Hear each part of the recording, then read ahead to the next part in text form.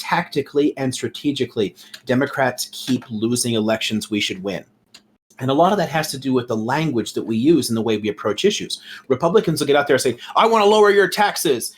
And then Democrats will not bother to talk about the tax issue at all, and they'll talk about some other issue that they want to run on. And they'll leave the economics out of it. Or when they respond on economics, they often respond on the same terms that the right has already set. So, yeah, well, we do want to raise taxes, but, and as soon as those words are out of your mouth, you've lost.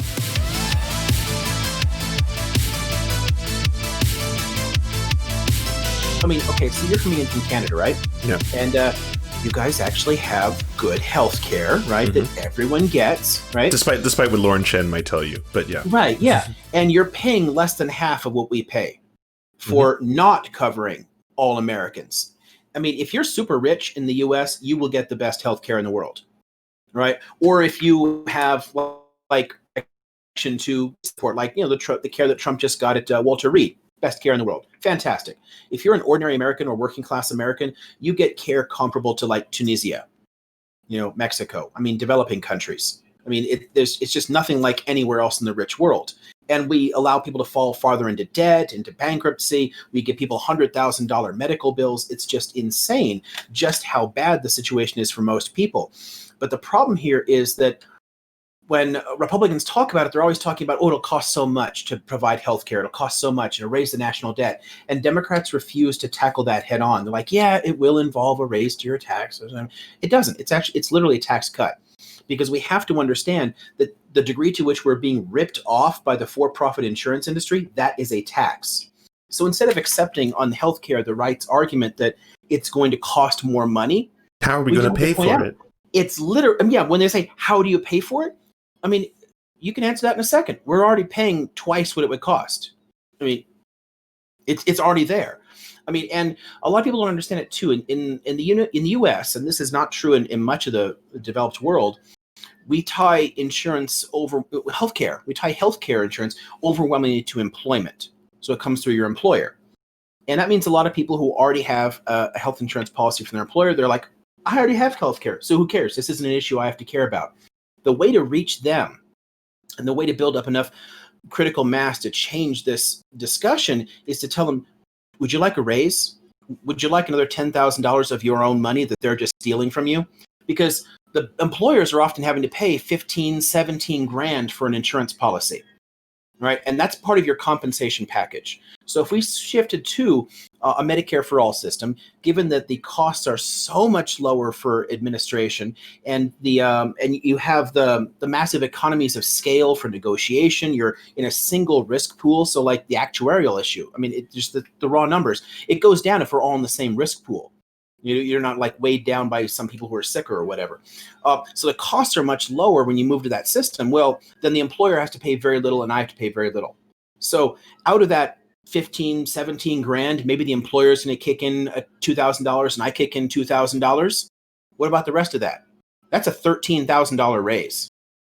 And if you tell somebody switching to this is going to put 13 grand of your own money back in your wallet that's being taken from you to no actual benefit, you're starting to win the argument. The other one there too, the right often outmaneuvers you on the question of freedom. Like they want to take away your insurance and stop you from seeing your doctor. And that's simply a load of shit when you're thinking about Medicare, because the whole point of having a single insurer is that you have a thriving free market in providers. I can go to literally any doctor. So they're like, hey, Liam, have you heard of a cool doctor I've got? You want to go and see this person? Like, oh, sorry, I can't. He's out of network. I can't go there. If we have the same insurance provider, we can go to any doctor. People often are attached to their insurance because they think insurance and provider are the same thing. And that's a shift that we have to make as well. You can basically subvert the right's argument about freedom and say, I'm trying to free up the consumers. And that, again, perks people up. Using the terminology that we have in the US for the fight over abortion is nonsensical. In fact, even talking about it in terms of abortion is exceeding to it's basically like you're choosing to do battle on a field that they chose. Mm-hmm. The fight between pro-choice and pro-life is rigged against us from the beginning. Because if someone says, I'm pro-life, and the other person says, I'm pro-choice, the framing used on this side means that my choice is death. I'm choosing to kill. And that's not what it is at all. So then it gets you into the whole argument about what's a baby and is it a life and all that kind of crap. And that's a rabbit hole you don't want to go down. If you avoid the terminology entirely, if you ditch the whole like pro-choice thing and instead start talking about bodily autonomy. Well, I was going to say, what about government mandated pregnancy? Because that one, well, but it's true. It's true. All this libertarian crowd is like, don't tread on me. And by the way, I'd like to legislate your uterus until the end of time. Right. But if you haven't changed anything else, it still leaves in place the history of the whole pro-life, pro-choice kind of dichotomy. So government mandated pregnancy, as soon as you bring up the word pregnancy, people think baby. And then you got, again, this question of like killing babies and you're a baby killer and Democrats are baby killers. If you frame it in terms of bodily autonomy, you've got the whole don't tread on me crowd immediately, because the government should not tell you what to do with your body. Yes. Don't mention pregnancy. It's all you're doing is you're allowing them to set the stage. And if you do that, it's a lot harder to win the argument. We have to learn to skirt around these traps and actually make our arguments compellingly instead of responding to the right's arguments, which is what people tend to do. It's a lot of like, nuh-uh, and then you have to fight back. But again, they've already set the terms, so they've already got an advantage. Yeah, that's a tricky one. And it's something that my incumbent's using against me. I never used the term defund the police, except to say I don't use the term defund the police. It's just, it's never come out, but he's like running like ads, sending mailers out to everyone in the district saying, Liam is for defunding the police. And it's all these like stock photos of cops and like, I will defend our police. And like, of course. Okay. Like this is not my election issue. This is not something that I was like pushing, but the key there is don't get involved in that fight. You're basically having an argument too soon. The key there is to neuter their argument. Their question is like, issues of like, crime and whatnot. And they can, as long as they can point to, instances of crime, and the US does have higher violent crime than any other rich country. As long as that exists, then it's hard to make arguments about the policing reform for people. So if instead you're saying like, let's push through the social reforms that will make crime less likely by far, and let's create other types of first responders so that police are not put in positions that they shouldn't be in because they don't have the training for it. And that's something that police chiefs all across this country have been saying. And police chiefs are generally very conservative people. But we shouldn't have police answering like mental health complaints in people's houses or whatever. They shouldn't be coming out to your house because your teenager's freaking out. Yeah, it doesn't make sense. But they're often the only first responder you can call. 911 is going to give you the police. If instead it's a general dispatch that has different types of first responders that can arrive on the scene just as quickly and take care of these other issues, it takes a lot of the pressure off the police to perform in areas that they're not really well equipped for. And it also improves community relations because people aren't then blaming the police for shooting your 13-year-old autistic kid because they never should have been put in that situation in the first place. So I want to say, basically, in essence, it would help them. And I completely agree with everything you're saying, but then if I was to say, well, how are we going to pay for it? And the answer to that might be, well, we're currently spending half of our city budget on policing, and we're not getting any of the results that we need for these things, right? And again, we're echo chambering here, but I don't understand, how would I then, like, you've proposed very, very great arguments for how we should reword these kind of things. How do we then propose, I would like to reallocate police budget into social programs? The trick is don't have that argument yet. Don't do it. Wait until the problem is solved. And then it's a simple matter of fiscal responsibility. You get a few years down the line, you're like, why are we spending X millions of dollars on police when they're just like sitting around twiddling their thumbs? Then it just makes sense. And you approach that by letting people retire and not be replaced. Let the numbers just go down naturally. In the short run, what you need to do is just be willing to stump up federal cash to support those other first responders instead of pushing the responsibility onto the municipalities and states. And this, again, it evades the question entirely. Leave them alone, leave that budget alone, but create these other bodies that are going to take care of the problem. And then allow people to feel comfortable that the problem has actually been solved. By pushing the other types of first responder, you're addressing a lot of the core complaints that come up, both from Black Lives Matter as well as a lot of like basic complaints about policing. But you're doing it without actually attacking the police directly, which avoids raising the hackles of the conservatives, right? It basically means they can't use that as a social wedge issue to attack you.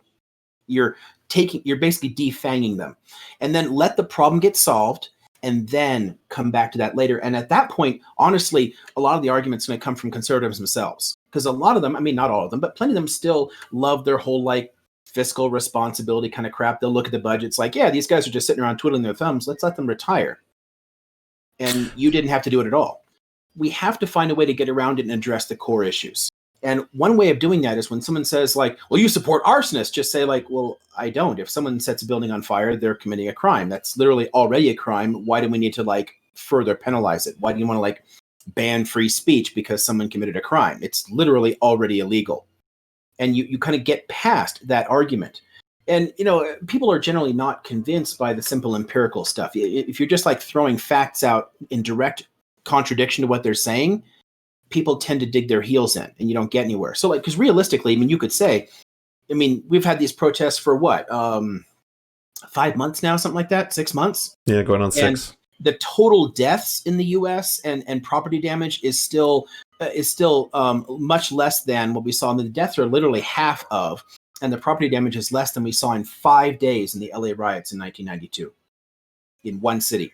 And these protests around the BLM issue here have taken place in 3,000 American towns and cities. It's a much more widespread national issue, and it has done nowhere near the damage. But simply bringing that up doesn't work because there's a fear response that's already been heightened by what they're seeing on like Fox News and, you know, the Daily Wire and all this crap that's being thrown at them like, oh, riots. So you can't simply like contradict it on the evidence. You have to get at what's really making them worried, where the fear really is, and then try to get past that. And one way to do that is to not appear scary. So if you're not like, well, they had a reason to torch that building. I mean, realistically, I mean, as much as somebody could make moral arguments about property damage, I mean, hell, look at the Boston Tea Party that helped to launch this country. You know, as much as you can make arguments like that, they don't do us any good. The point is to actually sway enough voters to make a difference. So, I mean, simply saying like, you know, nearly all of this is nonviolent and those are good, and people who are burning things, okay, like let the law approach that normally and just skirt the issue entirely. Somebody who's lost their business, if you appear not to show any sympathy there, that is a gift to the right. If you don't actually take seriously that someone has lost their business or their home to these things, then they can play that up and see, look, they are violent extremists.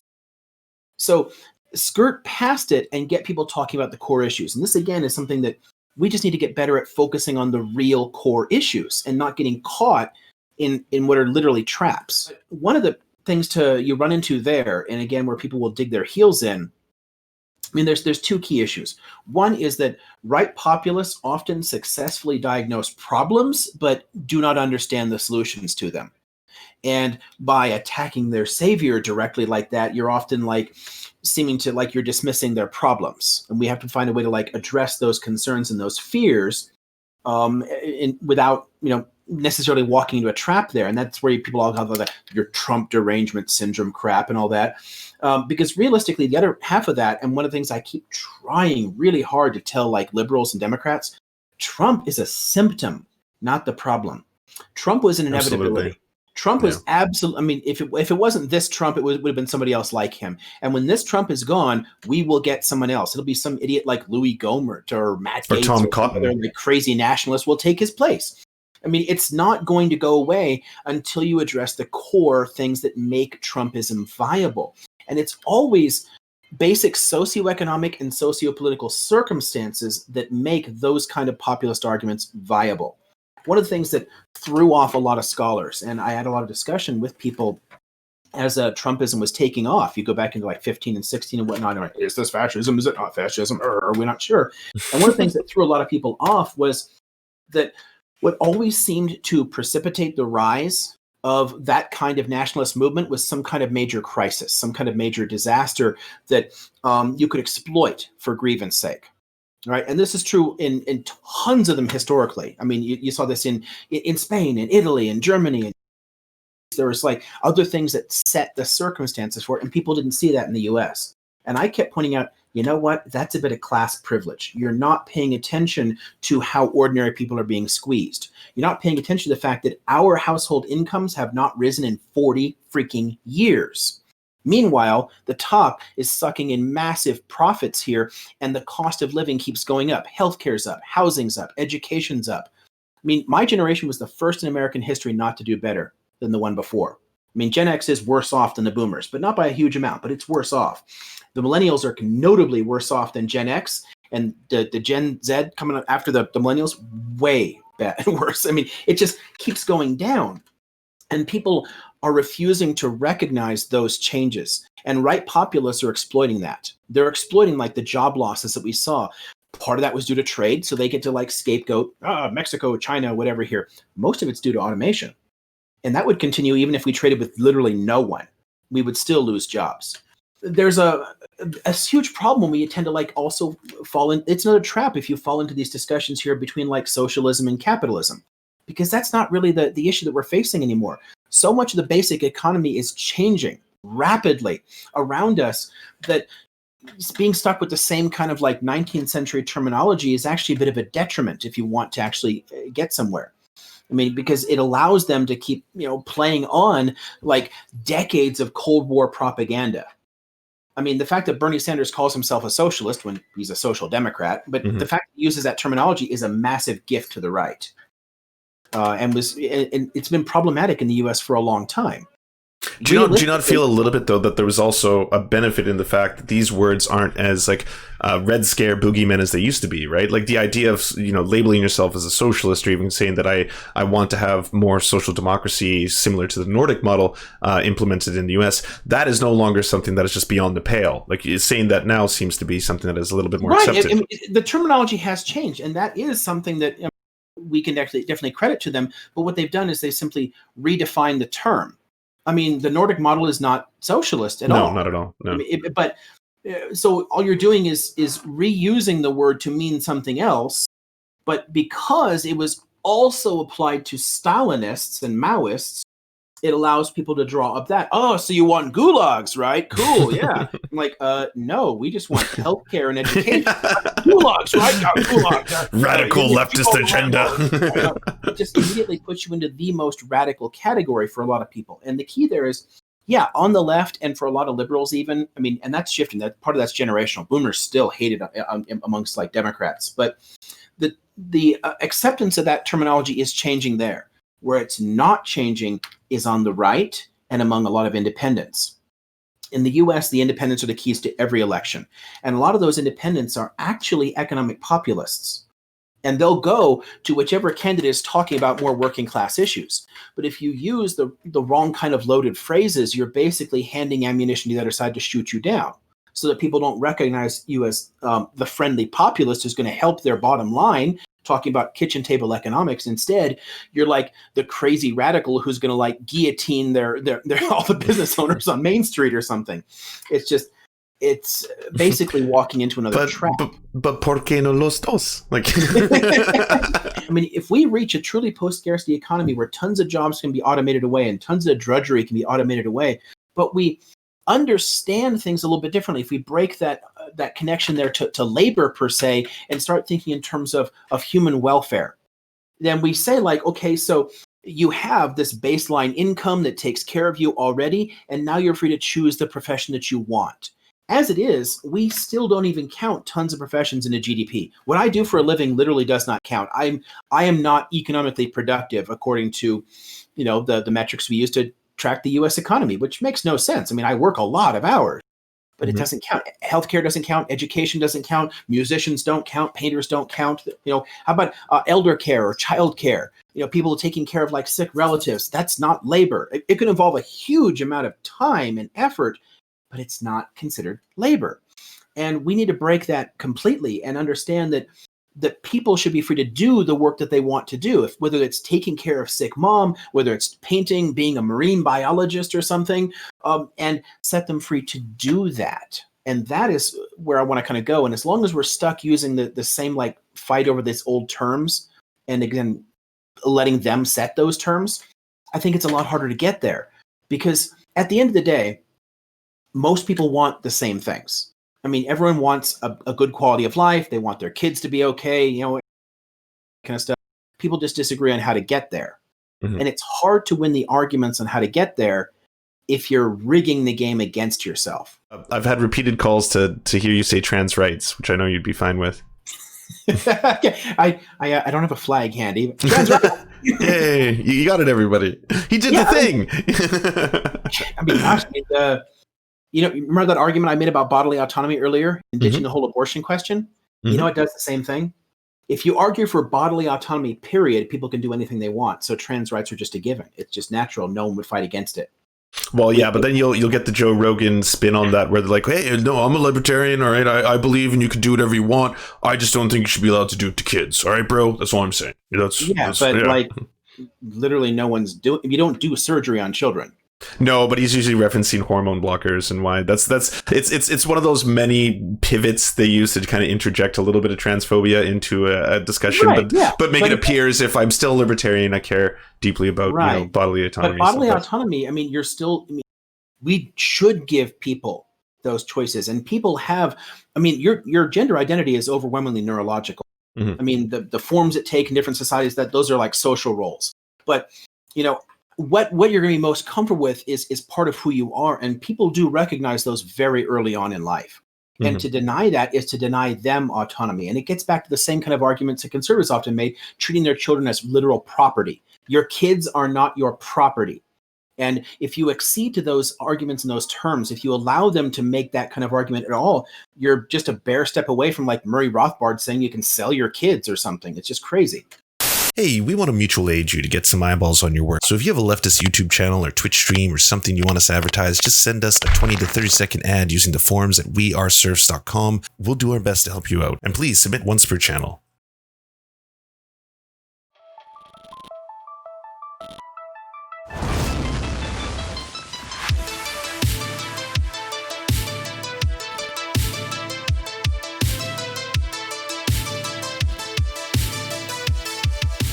To our God, I'm Wrath. We pray at your altar of greatness.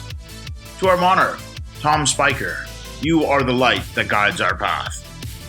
To our lords, Jimothy K. Meeblebeeps Jr., Ryan Lubin, Trevor R., Jeffrey Lamb, Poppy Nelson, Stephen, Hans Josephine, Nine Tails Cosmic Fox, we bow meekly for your pleasure.